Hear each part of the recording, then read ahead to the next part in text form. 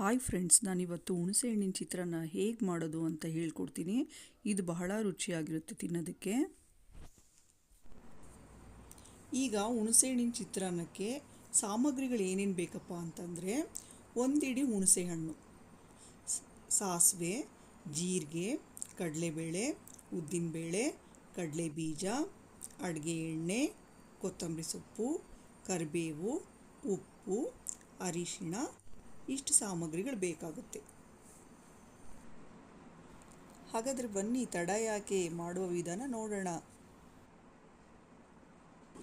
ಬಾಣಲೆಗೆ 4 ಚಮಚ ಎಣ್ಣೆ ಹಾಕಿ, ಎಣ್ಣೆ ಬಿಸಿ ಆದ ನಂತರ ಕಡಲೆ ಬೀಜ ಹಾಕಿ ಹುರಿದು ಅದನ್ನು ಪಕ್ಕಕ್ಕೆ ತೆಗೆದಿಟ್ಕೊಳ್ಳೋಣ.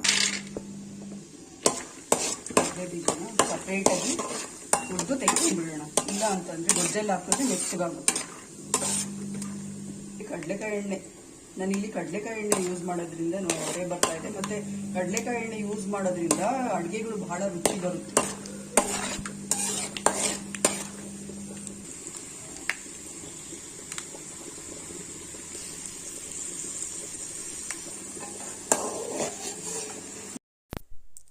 ಈಗ ನೋಡಿ, ಕಡಲೆ ಬೀಜ ಎಷ್ಟು ಚೆನ್ನಾಗಿ ಫ್ರೈ ಆಗಿದೆ.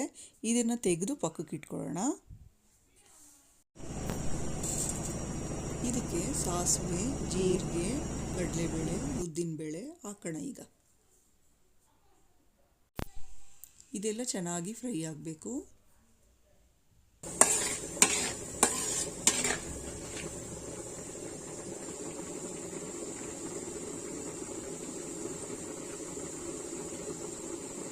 ಕೆಂಪು ಬಣ್ಣ ಬಂದಿದೆ. ಈಗ ಈರುಳ್ಳಿ, ಹಸಿಮೆಣಸಿನಕಾಯಿ, ಕರಿಬೇವಿನ ಸೊಪ್ಪು ಹಾಕೋಣ.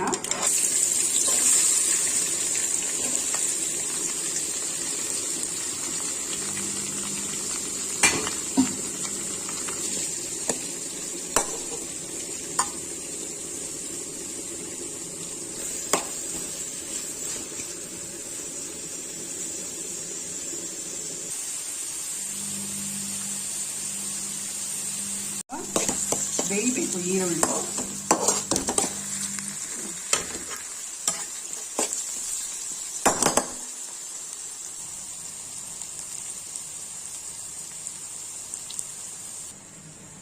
ಇವಾಗ ಈರುಳ್ಳಿ ಎಲ್ಲ ಚೆನ್ನಾಗಿ ಬೆಂದಿದೆ. ಹುಣಸೆ ಹಣ್ಣು ರಸ ಕಿವುಚ್ಕೊಂಡು ಬಂದಿದ್ದೀನಿ. ಇದಕ್ಕೆ ಆ್ಯಡ್ ಮಾಡೋಣ.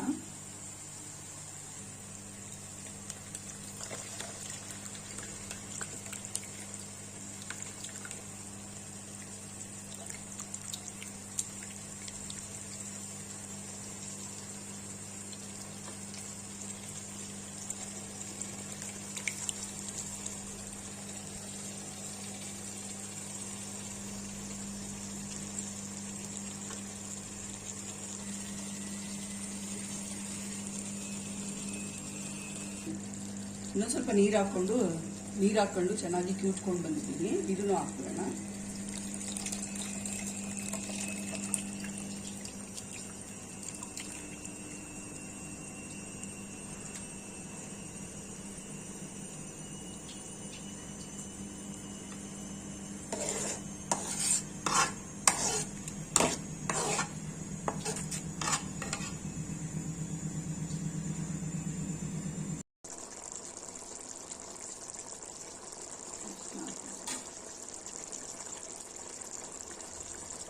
ಹುಣಸೆಹಣ್ಣು ರಸ ಸ್ವಲ್ಪ ಕುದಿ ಬಂದ ನಂತರ ಇದಕ್ಕೆ ಅರಿಶಿನ, ಒಂದು ಸ್ವಲ್ಪ ಕಲ್ಲುಪ್ಪು ಹಾಕ್ಕೊಂಡ್ರೆ ತುಂಬ ಚೆನ್ನಾಗಿ ರುಚಿ ಇರುತ್ತೆ ಮತ್ತು ಆರೋಗ್ಯಕ್ಕೂ ಒಳ್ಳೆಯದು. ಹಾಗಾಗಿ ನಾನು ಕಲ್ಲುಪ್ಪು ಹಾಕ್ತಾಯಿದ್ದೀನಿ.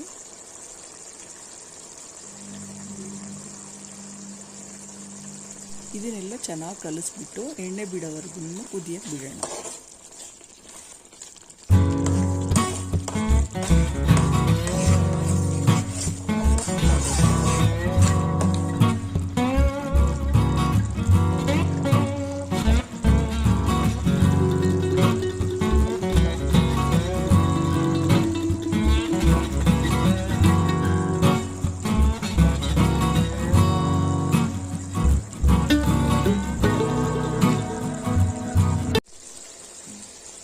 ಕುದೀತಾ ಇದೆ. ಇನ್ನೊಂದು ಸ್ವಲ್ಪ ಕುದ್ದು ಎಣ್ಣೆ ಬಿಟ್ಕೊಂಡ್ರೆ ಚೆನ್ನಾಗಿರುತ್ತೆ. ಸ್ವಲ್ಪ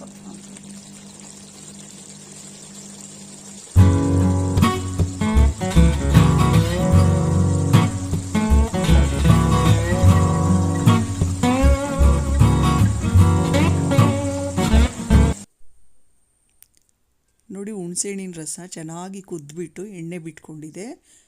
ಎಣ್ಣೆ ಬಿಟ್ಕೊಂಡಾದಮೇಲೆ ನಾವು ಇದಕ್ಕೆ ಕೊತ್ತಂಬರಿ ಸೊಪ್ಪು ಹಾಕ್ಬಿಟ್ಟು ಕಲಿಸ್ಬಿಟ್ರೆ ಗೊಜ್ಜು ರೆಡಿ ಆಗುತ್ತೆ ತಿನ್ನೋದಕ್ಕೆ.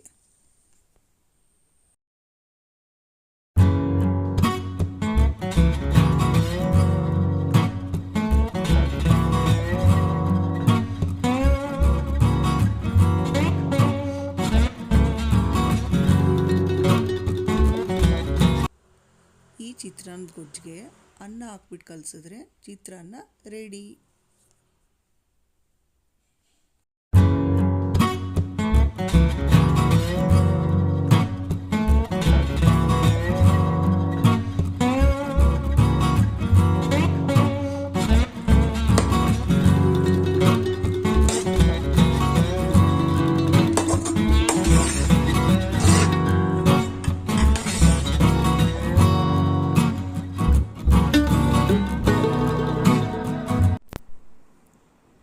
ನೋಡಿದ್ರಲ್ಲ, ಪ್ಲೀಸ್ ಲೈಕ್ ಮಾಡಿ, ಶೇರ್ ಮಾಡಿ, ಸಬ್ಸ್ಕ್ರೈಬ್ ಮಾಡೋದನ್ನು ಮಾತ್ರ ಮರಿಬೇಡಿ.